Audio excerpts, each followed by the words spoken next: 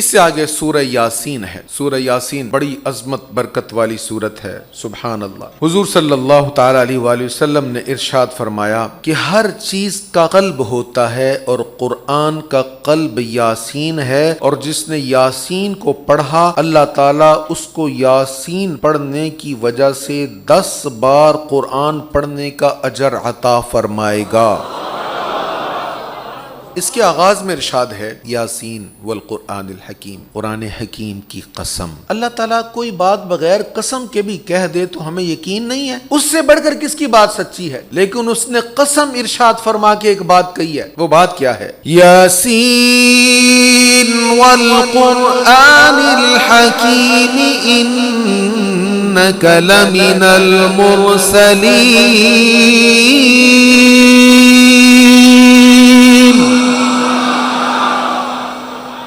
قرآن حکیم کی قسم، بے شک آپ ضرور رسولوں میں سے ہیں۔ مشرکین نے کہا، کفار نے کہا، ہم تو آپ کو نبی نہیں مانتے، ہم تو آپ کو رسول نہیں مانتے۔ اللہ نے فرمایا حبیب یہ نہیں مانتے تو میں رب کہتا ہوں تو رسولوں میں سے ہے۔ صرف میں کہتا نہیں ہوں بلکہ قرآن کی قسم ارشاد فرما کر کہتا ہوں میرے حبیب تو رسولوں میں سے ہے۔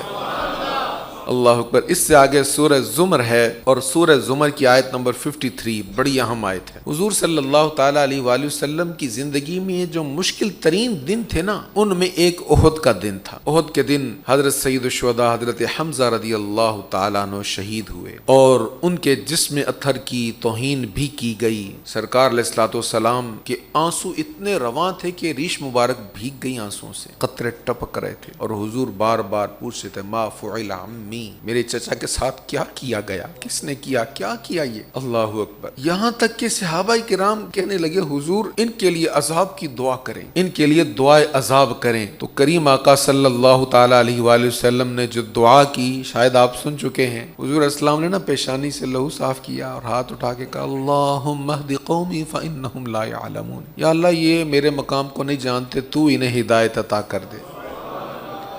اللہ اکبر۔ اب حضرت حمزہ رضی اللہ تعالیٰ عنہ کو شہید کرنے والا آپ کا جو قاتل تھا اس کا نام ہے وحشی۔ کریم آقا صلی اللہ تعالیٰ علیہ وآلہ وسلم لوگوں کی ہدایت پر کس قدر زیادہ رغبت رکھتے تھے، کتنی فکر تھی آپ کو، اور کیسے آپ تمام انسانوں کے لیے رحمت بن کر آئے تھے۔ حضور علیہ السلام نے اس وحشی کو پیغام بھیجا اسلام قبول کر لے، اللہ سارے گناہ معاف کر دے گا۔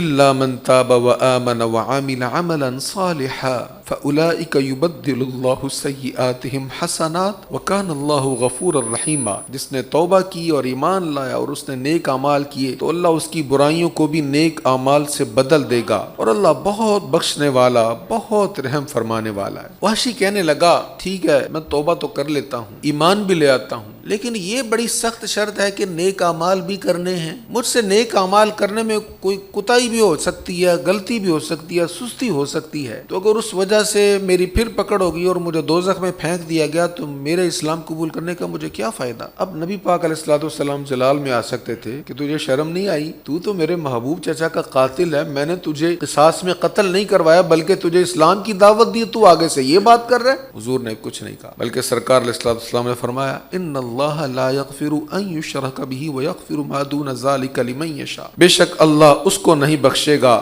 کہ اس کے ساتھ شرک کیا جائے، اور اس سے کم گناہ کو جس کے لیے چاہے گا بخش دے گا۔ شرک کی معافی نہیں ہے، اللہ تعالیٰ ہمیں شرک سے بچائے۔ فرمایا اس کے علاوہ جو بھی گناہ ہے اللہ تعالیٰ جس کو چاہے گا معاف کر دے گا۔ اب یہ بات تو بڑی امید افزا تھی، لیکن وہ پھر بھی خوش نہیں ہوا، کہنے لگا یہ تو اللہ کے چاہنے کی بات ہے نا، اللہ چاہے گا تو بخشے گا نا، اگر اللہ نے مجھے معاف کرنا نہ چاہا تو میری بخشش تو نہیں ہوگی، تو مجھے تو یہ پیشکش آپ کی اتنی مطمئن نہیں کر رہی۔ اب جب یہ بات ہوئی تو یہ آیت کریمہ نازل ہوئی جو یہاں پر آیت نمبر ہے 53 سورہ زمر کی، سنی آیت قل یا عبادی الذین اسرفوا علی انفسهم لا تقنطوا من رحمت اللہ۔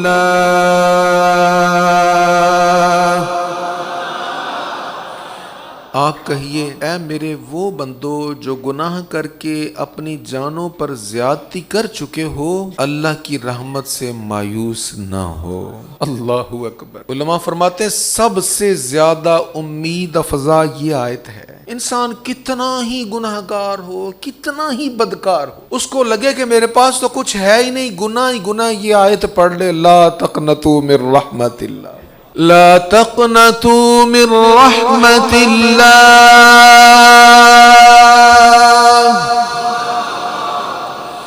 ان اللہ یغفر الذنوب جميعا انہ هو الغفور الرحیم۔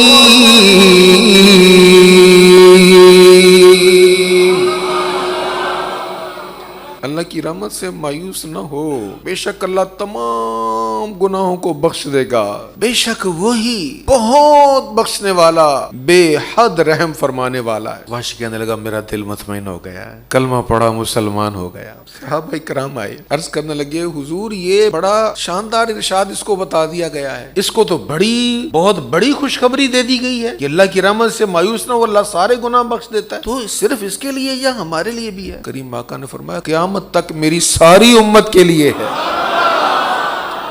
اللہ کی رحمت سے مایوس نہ ہو، اللہ تعالیٰ سارے گناہوں کو معاف فرمانے والا ہے، بس ایمان سلامت لے کر دنیا سے جانا ہے۔ اس کا مطلب یہ نہیں ہے کہ نیکیاں نہیں کرنی، گناہوں کو نہیں چھوڑنا، گناہوں کو تو چھوڑنا ہے بھائی۔ دیکھیں قرآن مجید میں اللہ تعالیٰ کی رحمت کا بھی ذکر ہے، اللہ تعالیٰ کی پکڑ کا بھی ذکر ہے۔ ان بطش ربک لشدید، اس کی پکڑ بڑی سخت ہے، جب وہ پکڑتا ہے تو بڑی سخت پکڑ ہے اس کی۔ تو ہمارے لیے اصول کیا ہے؟ جب رحمت والی آیتیں ہونا تو خوش ہو جاؤ اور امید لگاؤ کہ وہ بڑا ہی کریم ہے، بڑا ہی مہربان ہے، کرم کر ہی دے گا۔